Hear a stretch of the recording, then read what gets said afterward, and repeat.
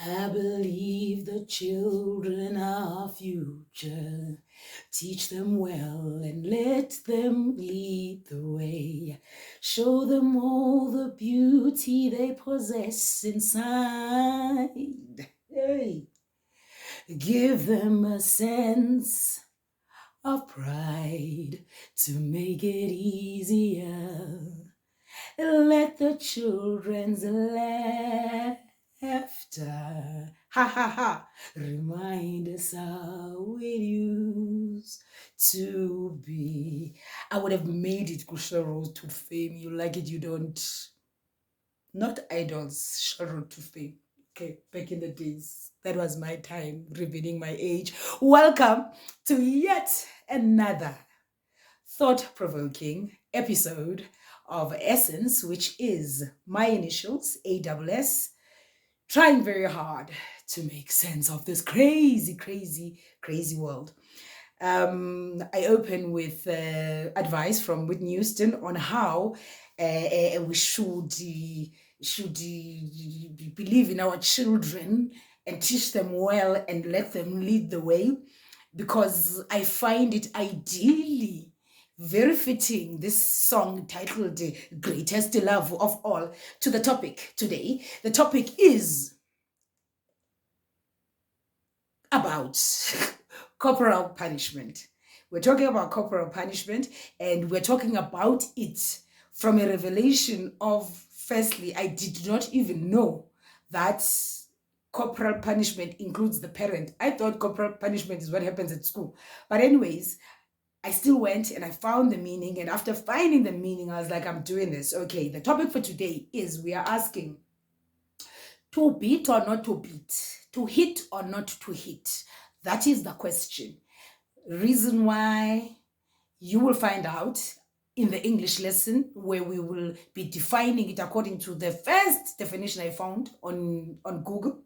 And then we will then break down as to what inspired me. And what inspired me is about 5 things that are going to be the body. Stick around. We'll be breaking down the Bible and how you got it wrong when it comes to the rod, I think. Not too sure. Open to discussion. We'll talk about how the Inyobeni Taverns, a scandal. Okay, it's not a scandal as such, but I believe I personally can now talk about it, because at least I've given the parents enough time to return the plates, the saucers, the buckets, whatever it is that was used during the funerals. So I think the time has come, but I will not be talking about it, but I will be gwelezing around it, trying to drive this topic home.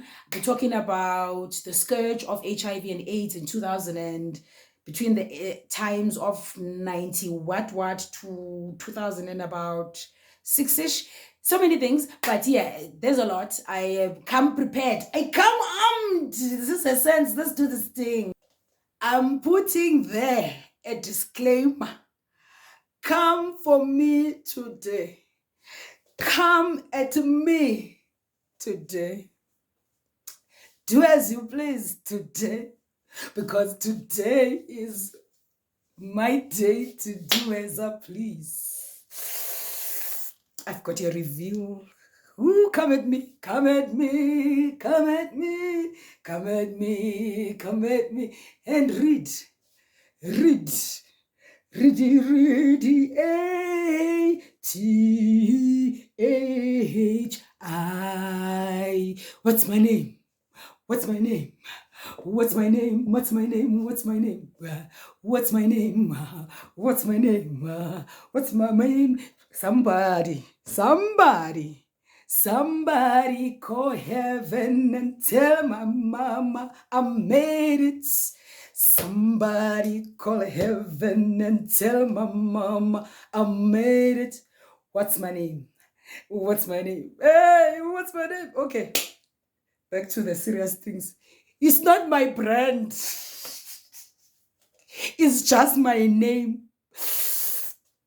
But come at me because my name is on clothing. Is your name on clothing? Come at me. If your name is not on clothing, don't come at me, because my name is on the level. Yeah, Adidas. on the level ya Nike. Sipa, singenile. We have entered. We have arrived. Mama, I made it. You see, so my mother gave me a beautiful name that I didn't use. And then another beautiful queen, a black queen who knows her worth, used my name. Well, she didn't use my name, but you get it as we go along. It's called Ati Health and Fitness. Visit their website. It's very easy to remember. ATHI Health and Fitness. Go to the website. If you are around Kailamikon, visit the store there by Kailamikon. Her name is the owner of the brand. I had to do my homework. Yo, Sana, my husband gifted me with this. You see, he gifted me with this, and knowing him, he was literally mocking me. Like, do you know how great you are? Do you know how I keep telling you how great you are? Look, someone is actually showing you that they're actually using your name and they're not even called Ati. You know, yeah, anyways, come for me today. My name is on label. You say I'm a Louis Vuitton. You come for me. Come for me. Come at me. Okay. So her name is Zanele Salman. I hope I'm saying it right. Salman or Salman, formerly known as Uvilagazi, before she was married. I guess Nibizani Ni Vilagazi is what is written here. She was raised in Soweto in Zondi by her mother, basically, and then what is it that I wanted to share with you guys? Oh yes, the meaning of ATHI. So the A is for action, which is do it now, which is what I'm doing right now. Time, redeem, and the T is for time. Yes, redeem time. Heart is for H is for heart, which is passion, drive, courage, perseverance, resilient, and I is for informed, insights, knowledge, empowered, freedom, Viva. I am wearing my brand. So from now on, just know Ati will be wearing Ati. Simple. That is a disclaimer. Come from me, Saram. I'm going places. Now that we've done a wonderful shout out to a black queen who representing me, I never forget that one. I keep on always reminding you because I'm going to go buy more items from her. And I love the fact that she's not even afraid to enter the market as a high-end wara. You know, now we has bonela and shkuts. Ungesabi mntaka village you keep 500. Ungesabi mntama, ungesabi. Yeah, we must do the things. We must give the queen her honor. I love people who know their worth and their price. We are not there today. We are about worth and price, but the price and the worth of children. And we're asking, why are we beating them? Why are we beating the children? Why are we beating the children? This is me asking this question. Firstly, I think I need to then make a disclaimer because I wanted to boast. You see, the disclaimer is everything that I'm saying here. Before I say anything, I first have to confess and say, I grew up believing and thinking that the right way to direct and shape a child is through our hands and shoes and belts and because that is how I was raised. I was not abused, funny enough. I don't have memories of my mother beating me to a pulp or anything like that. But I do have memories of her just being unfair. You know, just being unfair as a child. But anyways, that's another story for another day. I'll save it for my therapist and you some other time. We're not talking about that today.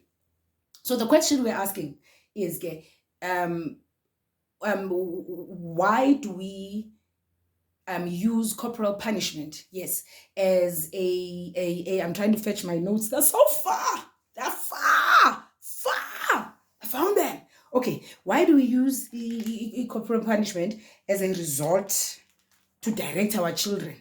Okay, then you say to me, Ati, what is corporal punishment? And because you know what it is, you do know what it is, but maybe you've never really gone to the English dictionary to look for it. Now I have to go look in my notes because I'm a scatterbrain, because I am such a scatterbrain. Yes. So okay, this is what corporal punishment is according to Google. First definition that I found. There could be many. I didn't go far. I hate doing no homework. I hated homework even in school. Empty vessels make the house nice. We hate homework. We just want to quack, quack, quack. Anyways, hey, corporal punishment by choke is a discipline or a method in which a supervising adult or adult, how do you say it? Please comment there and tell me, how do you say it? You say it adult as an adult or adult as in, okay, English. Okay. So okay, but again, it is a discipline or a method in which a supervising adult or grown up deliberately inflicts. That's a part that got me thinking. I was an inflictor of pain deliberately. Okay, sorry. First, let me give you the definition because now you see I'm already excited, but you don't know what I'm talking about. Okay, so Batige, corporal punishment is a discipline or a method in which a supervising adult deliberately inflicts pain upon a child in response to a child's unacceptable behavior and or in inappropriate language. The immediate aims of such punishment are usually to halt the offense, prevent its occurrence, and set an example for others. I want my people to come fetch me. I'm done with South Africa. I'm done with the world. If that is the meaning of corporal punishment, the deliberate inflicting of pain to set an example, I'm coming back. Now we're going to go in. Come for me. Come at me. I'm ready. I am angry. Roundabout now, you are probably saying to yourself, Kasiyake athi smelling kancane, busy telling us about your Whitney Houston, greatest love of all. After all, let's look at Whitney Houston. Maybe she didn't beat, what's her name? Her daughter, her late daughter as well. Late Whitney Houston, late daughter. Late, man. Late. Bobby Christine. Bobby Christine. Something. Right? So, maybe she didn't beat Bobby Christine, and that's why she turned out like that. Can't be taking parenting notes from Whitney Houston. You can't. I've taken them from exactly that one because I love the fact that she does understand when she says she believes that the children are the future. So if the children are the future, we need to teach them well and let them lead the way. Is teaching them well including violence in teaching them well? Because if teaching them well means we have to include violence, that means we will never be able to eradicate violence itself in nature because we associate it with teaching well. What does inflicting pain deliberately, looking at a person and inflicting pain on them? I'm projecting. I used to do this to my son. Jesus, send social services. Please send social services.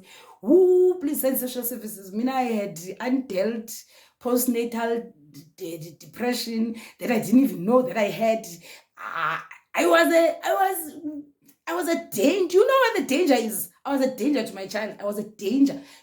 These things need to be tied up. They must not be used on a human being. How does looking at an innocent soul and inflicting pain and telling it that it did something wrong going to change and set an one example? That is the first one. I'm coming back. Go to fight small, one by one. Just leaving that thought on your in your mind. If the children are the future and we need to teach them well and show them and lead the way, why can't we teach them the gentle and right ways of wrong and right? Because one thing I do believe is that when you start inflict the pain, then the children don't listen anymore because they associate right and wrong with pain. I don't do research myself about how to be a good parent, but I can say if you really want maybe some advice, You can go ask people who did homework. You know, there's a celebrity that I think she did a nice homework when she was raising her son, Anelem daughter.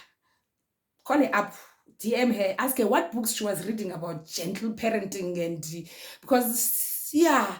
But we're coming back because I want to get deep in this thing. We believe the children are the future. Even Jesus said it, and yet you are still harming the people that Jesus believed in. We are coming. If ever we have to use even the Bible, I am going to emotionally manipulate you to understand that beating is not the solution. Let's get into the business of the Bible, knowing that it is a Guinness World of Records, world breaking, most read, most published, most distributed, most edited, most tonton with versions from King James to new edition. You end up saying, you know what, I surrender all. Okay, so the Bible, it says that we should not spare the rod on the child. And I think maybe that's where the things get very confused, because I don't know who, but I'd like to have a conversation with a man of God who's going to be able to explain to me where they take the idea that the verses about how we should not spare the rod and guide our children, discipline them, have anything to do with beating them or whipping them. Allow me to break it down according to my revelation.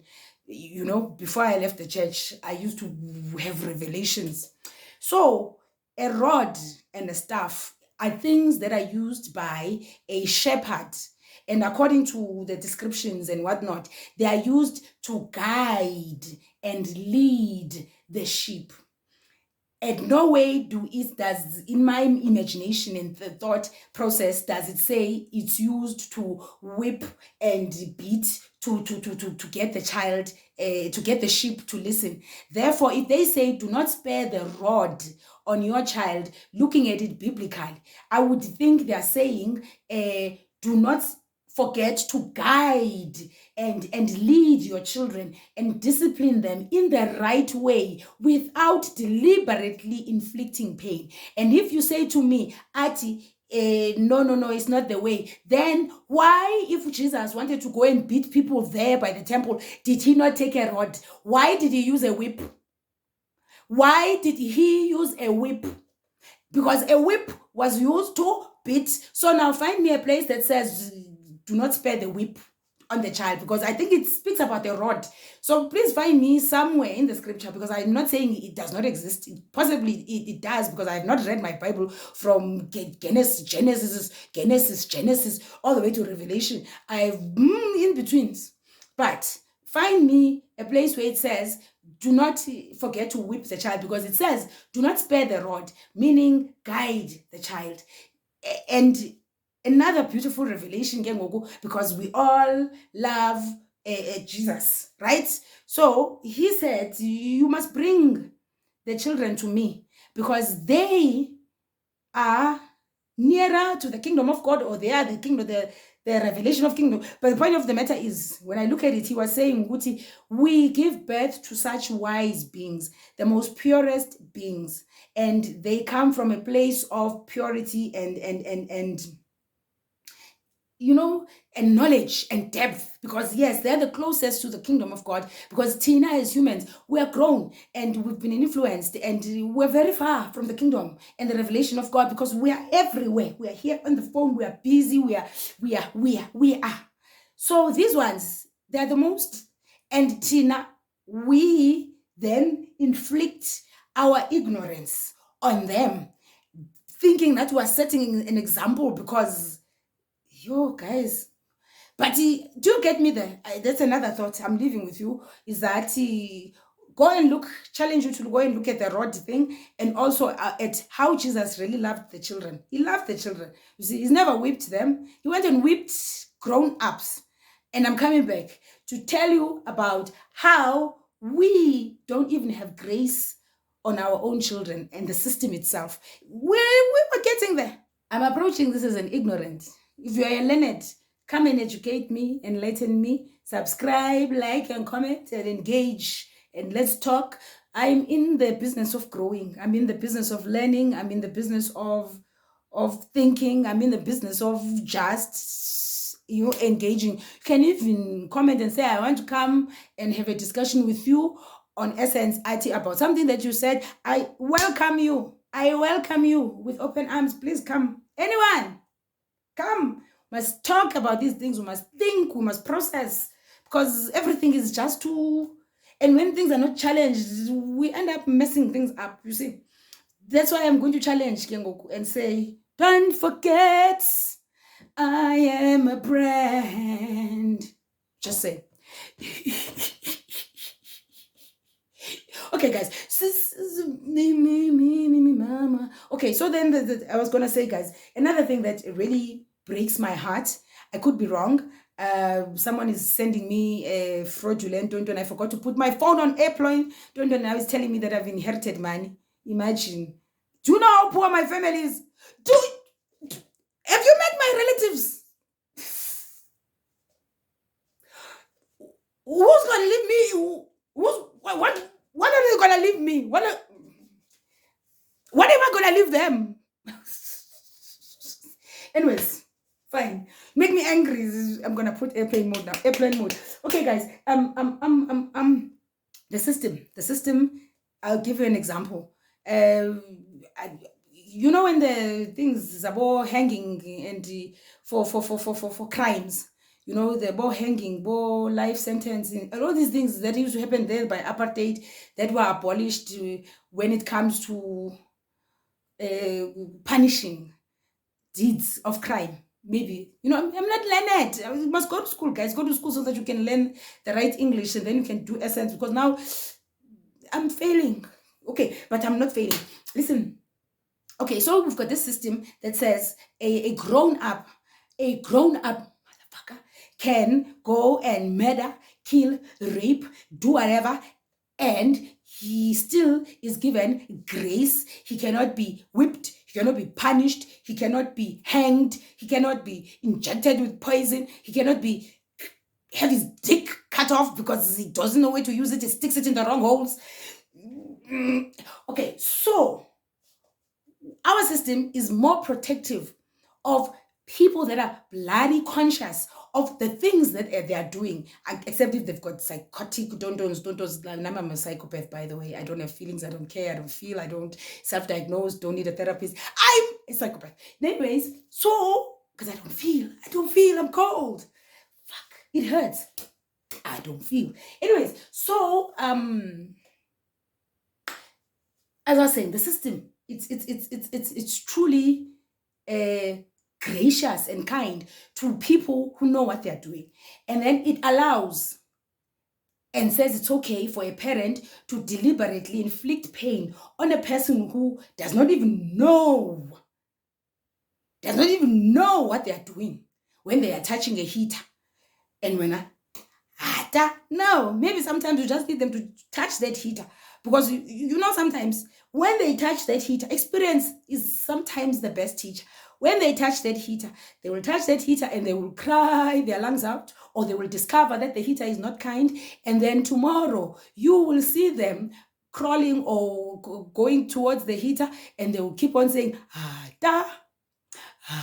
because they know good, that is not something to be played on. So do you understand what, from the child experiencing that, they've learned? But you keep on hitting the day you're not looking, they'll still touch. But now they're also not going to be able to say, I learned something there, because it's associated with pain, man. It's like, I don't know what I'm saying, but I know what I'm saying, but you know what I'm saying. And I'm saying the system, it says it's okay to beat the child. You see, it's okay to inflict pain, trying to set an example to a human who does not know what they're doing. And yet here is a Madimole rapist, or that motherfucker that was given a soul by media, that raped a child there by Dross, as it Dross and children, or I don't know, that piece of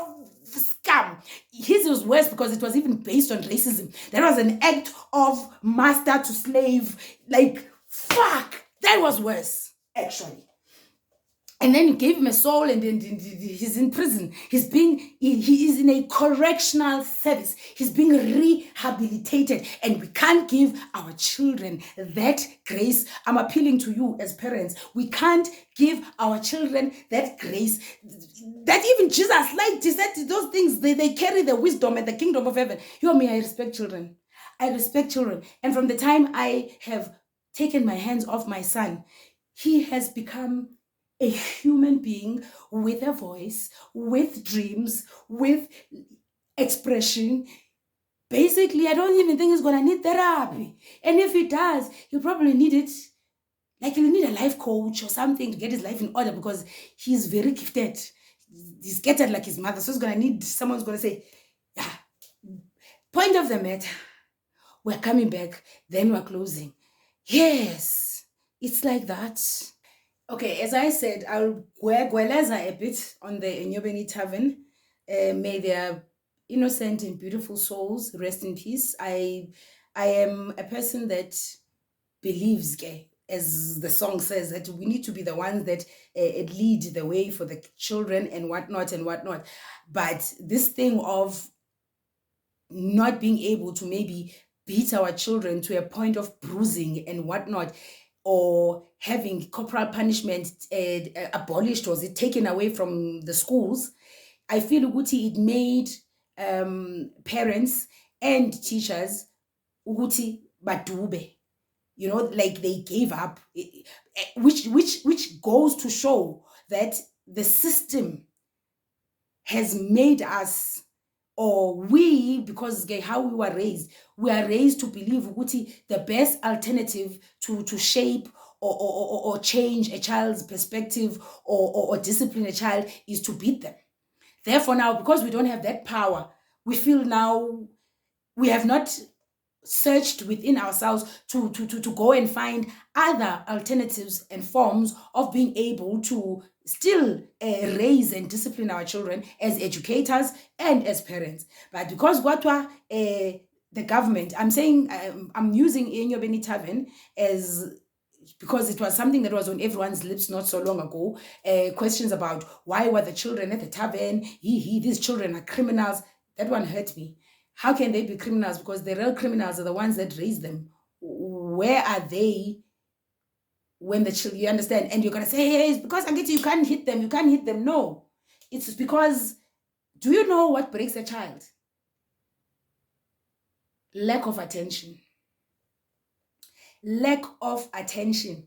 When a child does not get attention at home, I think that's the best discipline you can ever give a child. In fact, that's me. I believe the best discipline you can ever give a child, and the best gift or way of disciplining a child, is to give them attention. Give them attention, attention, attention. The minute you give them so much attention, they literally don't have a space to want to mess up. I come from a big family, I'll say that, and I'm the second child at home. I started, if you want me to tell you the truth about me, and I like to bring things home. Must bring things home, home, home, home. I started drinking at the age of 5. My mother was not aware, you see, because attention was attention was not something that was a luxury at home. I put it that way because I was raised by a single parent, ambitious, money-loving, money-making machine. So she, I feel, paid enough help to be there for us. As I said, now I grew up good before my mother lost everything. So I had a driver, we had 2 nannies at home. It was a good life. Because excellent, you could be a chef.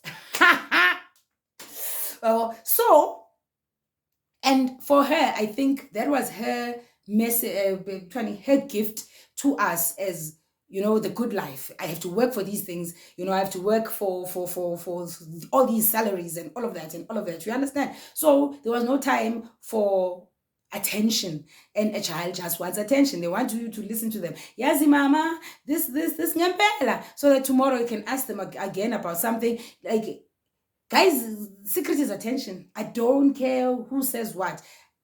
Like, okay, as I said, I started drinking at 5. My mom didn't notice, my mother didn't know. My first ever drink was either a Esprit or a Manhattan. Hey, makhosi nedlozi liyavuma kudala langidakiswe lami idlozi since age 5. Come on, nedlozi elidakwayo. Okay, I used to steal my mother's stock from her bar because she had a cabinet, and she used to work for Stellenbosch Farmers Winery in Umtata back then in the Transkei. They had a branch there. I know Stellenbosch is in Cape Town, but they had a branch, a Smolanyana branch there. So it's like December, Christmas, New Year's, they'll be getting bonuses of alcohol, cases, whiskeys, ciders, beer, Easters, June holidays. It's like there was always promotions and this and the other. So there was always alcohol at home. So she wouldn't even see that there's something missing. But my secret used to be, because my mom had a lot of friends, and the friends now, when I look at it and I reflect, those friends came to milk free alcohol, and she didn't drink, so she had to entertain all these people, and they'll be sitting there. That's how I started. They'll be sitting there talking, wara. Then she'll walk them out. The time she walks them out, again, they've left their drinks half there, this one there. Who clears the table at age 5? Me. Ga ga ga ga ga. Put on the tray. Ga ga ga ga ga. Come. So take them to the kitchen, and so my mom would not even notice. She'd never actually see that stock is missing. And yeah, I continued, became a rascal at 15, was off the rails by age 18, fucked up at 20, fucked up at 30, and only growing up at 40. So, point of the matter is, my friends who I went to school with, who had the parents that had time to fetch them from school, would not drink if we decide to drink. Do you understand? Because there'll be that thing of, guys, I can't drink. I'll be sitting next to my father in the front seat, so I can't smell of alcohol. That on its own, as I said, is a weapon. The attention you give your children is duly given back to you, because your children respect you for the fact that you respect them. And this one particular friend of mine was never beaten. They spoke to her as though she was a queen. And trust me when I say, fuck, she's taken over the world. She has taken over the world. Why? Because they used to speak to her with respect and give her all the due attention. And girl is doing things because there's no brokenness, there's no tontons, there's no issues. And she enjoyed being at home because there was respect. Me, I didn't enjoy being at home, because even if my mother didn't beat me, but she had a mouth, that girl. She had a mouth, which is the same as my mouth. But me, I keep quiet because I want my son to enjoy home. And he enjoys home, funny enough. You'll never find him on the streets. You'll never, ever find my child on the streets. You won't. Don't even try. So, okay. I was just waffling, trying to drive this point home. Yeah, Lokuja, guys. Uguti, attention does the thing, and the children that were elokunjeni enyobeni tavern, we can judge them and criticize them, but the point of the matter, they were broken kids like myself who didn't get possibly the right guidance and the attention. Alcohol was romanticized in my space from the time, as I said, I was 5. Alcohol was something that was available. It was something that was, it was just what it was. Do you understand? And it's funny that my mother only possibly discovered that I drink at like about 18, 19, that type of thing. But anyways, I'm not there. Yeah, so the Nyobeni thing I was saying, Guti, I felt Guti, it was handled very insensitively by people. And if ever there was any criticism or judgment that needed to be used. We had to then maybe shift it to the community using the words, but it takes a village to raise a child. If you can look at maybe the positioning of Enyobeni Tavern, from the photos and the videos that I saw, it's within a community. It's like there are houses surrounding the entire space, meaning there are mothers and fathers who witness and see these things and did nothing. And I know why they did nothing, because the police vans, they do come to Enyobeni Tavern. They can come sue me. I don't care. They do go to Enyobeni Tavern and they get coffee and they get cool drink and they get to look the other eye and not close taverns at the right time in terms of numbers, crowds, this and the other. It's a given. How did such things happen? Because that was not the first time the kids were there. That I can give you a guarantee. It was not the first time underage kids were there.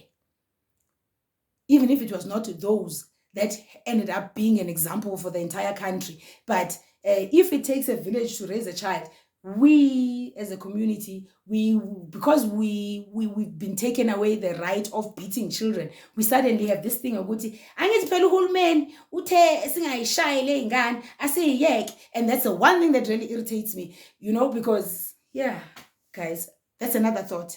So we are now just going to close and send it home. It's been a chap. In closing, I hope I left you confused, thinking, trying to decipher what the hell he's trying to say, because sometimes I say things and I don't even know what I'm saying. I've ended in a mental hospital from saying things that I didn't know what I was saying. So I must be very careful with me. Be very careful with me. But I've never had any medication. I've never had any stripes and I walked in there consciously. So it's another story for another day. Why I despise my own blood. Another story for another day. Anyways, so as I was saying, I'm closing, guys. We always say that as I was saying, okay, not you, me. See, I told you. Yeah, please. Okay. The children, we are saying that they need attention, they need love, because if you're there every day and it's a Friday and they go out drinking and they've got a curfew to come back at 9 and they know when I get home at 9, mom's gonna kiss me or mom's gonna hug me, do you think they're gonna partake in anything? Because they know the queen will be standing at the door with love. And that is the medicine, that is the treatment, guys, rather than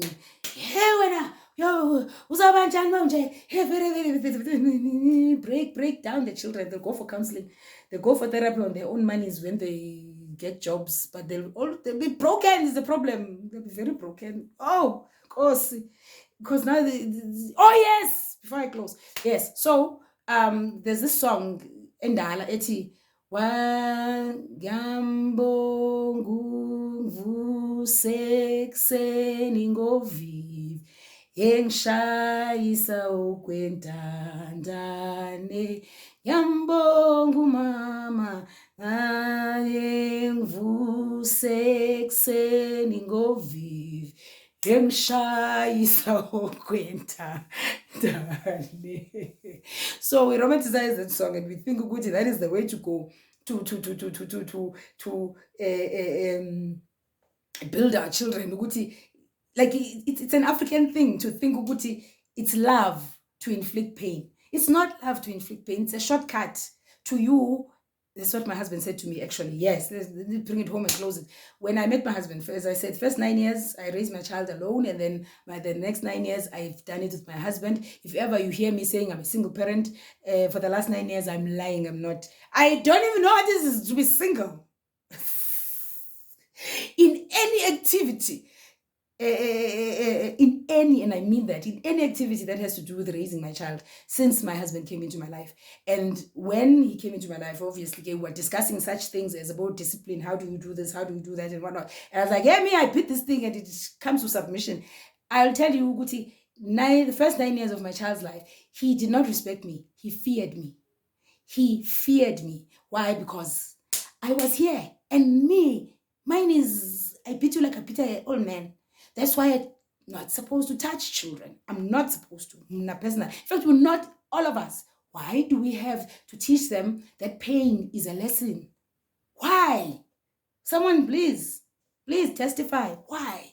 Anyways, okay, so my husband, and then what is discussing these things about discipline, and then he said to me, Ati, I believe that corporal punishment or beating up a child or anything that has to do with inflicting pain on a child is a lazy way of parenting, because you need to reach far and go into ways of finding who your child is and learning who they are and being able to shape them according to who they are without taming them. So now I had this lamb of a child at 9 who he feared me, but it just my stare, he knew if he was touching something, like if he was touching someone's phone and I just look at him, he'll put it on the table and leave the room. You know, that type of thing. That's how my child feared me. And then again, over the next 9 years, he came out of his shell, because now he was in a space where he was allowed to speak. He even went as far as test his stepfather. He stole from his stepfather. I think he thought his stepfather was going to beat him up. The man didn't even lift a finger. If anything, he what is this thing, took away his TV games. He took away his pocket money. You know, he found a way to teach him, you know, of what he's done. And for a week, you know, my son had time to reflect on his tontons. And after that, he was like, oh, okay, this one is small. Then he almost got he almost got expelled at school in his last year of primary school. He took tea leaves, rolling tea leaves, and he went to deal at school and sold to the school children. The children tested positive. My son was negative. That's the level of child I have. He's the drug dealer who doesn't use his own products. So that saved him from getting expelled, because it was a mystery as to, everyone says he's the source of Ntango, but Yena is, and everyone's high. Okay, so as I say, my child is not for the streets. He's not for the streets. Okay, but he's gonna be for the streets. He's going to tertiary. So yeah, I won't be there.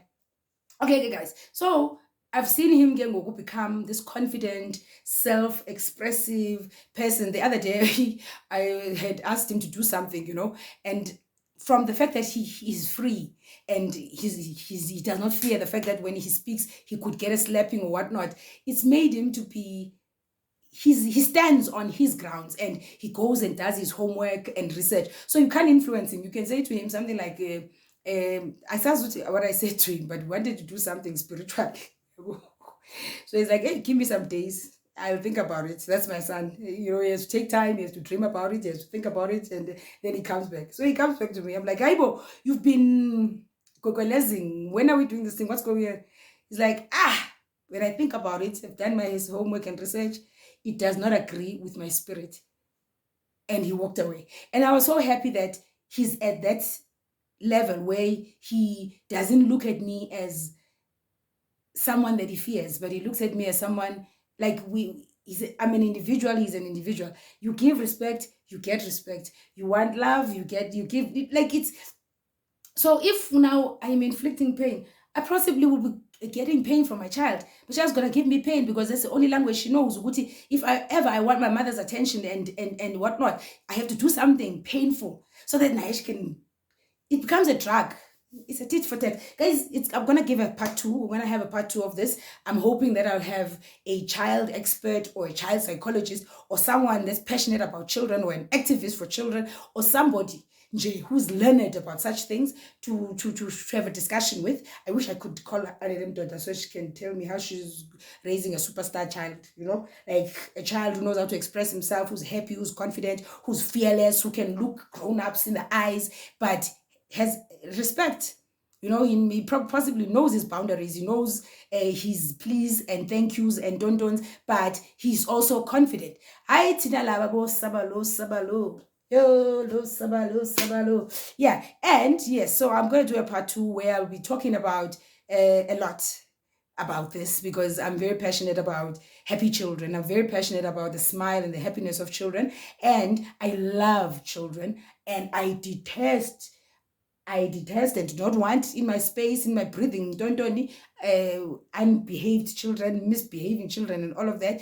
Especially if I can see that you, as a parent, are totally opening the child to be a mrado. You know, I'm saying don't beat the children, but you can still teach the children the right way. What has happened in South Africa right now is that we've just told ourselves ukuthi, because we can't go a certain level as teachers, because we can't go a certain level as parents, we can't scratch them or harm them or what because they're going to call the police or call the social workers on us. It's like we've given up. Man, not when there's Google, guys. Not when there's Google. Not when there's TikTok. Not when there's Instagram, there's Twitter. Not when there's Facebook. Constantly having videos about gentle parenting, about tontons, about alternatives of discipline, about naughty corners, about come on. As I said, when my husband said beating up a child is a lazy form of parenting, I was offended. But 9 years later, I get it. It is a lazy form of parenting. We're living in a time of information. And if you are watching this video, I don't know. I don't know what you're waiting for. Find alternatives. Don't use the hand. It breeds violence. Violence breeds violence. It's ASSense. It's coming back. It's going to do part two. It's going to carry on. It's someday. Mwah.